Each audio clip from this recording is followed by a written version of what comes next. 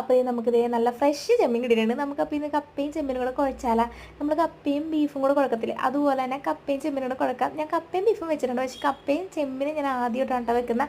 അപ്പോൾ ഇത് നമുക്ക് ചെമ്മീനൊക്കെ നമുക്ക് നന്നായിട്ട് ക്ലീൻ ആക്കി എടുക്കാം. കൈ വെച്ച് ക്ലീൻ ആക്കണതുകൊണ്ട് എനിക്ക് ഇച്ചിരി പാടാണ്, എനിക്ക് കത്തി വെച്ച് ക്ലീൻ ആക്കാനാണ് എളുപ്പം. അപ്പോൾ നമുക്ക് ആവശ്യമായിട്ടുള്ള സവോള, വെളുത്തുള്ളി അങ്ങനെയുള്ള സാധനങ്ങളൊക്കെ അരിഞ്ഞ് വെച്ച് പിന്നെ നമ്മുടെ കപ്പ വേവിക്കാൻ വെച്ച് അതിനകത്തോട് മഞ്ഞപ്പൊടിയും കുറച്ച് ഉപ്പും അതുപോലെ തന്നെ നമ്മുടെ ചെമ്മീനില്ലേ വൃത്തിയാക്കി വെച്ചേക്കണം ചെമ്മീനും കൂടി ഇട്ട് നന്നായിട്ട് വെള്ളം പറ്റിച്ച് വേവിച്ചെടുക്കണം.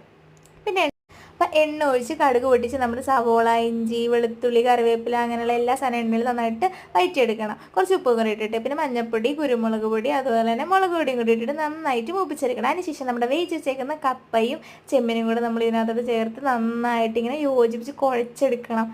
എന്നിട്ട് അതിന് ശേഷം കുറച്ച് ഡെക്കറേഷന് വേണ്ടിയിട്ട് ഞാൻ നല്ല ക്രഷ്ഡ് ആയിട്ടുള്ള സവോള കൂടി ഇട്ടിട്ട് അമ്മയ്ക്കും അച്ഛനും കൊണ്ടേ കൊടുത്ത്. അപ്പോൾ ഇന്നത്തെ വീഡിയോ അത്രയേ ഉള്ളൂ. Tata bye.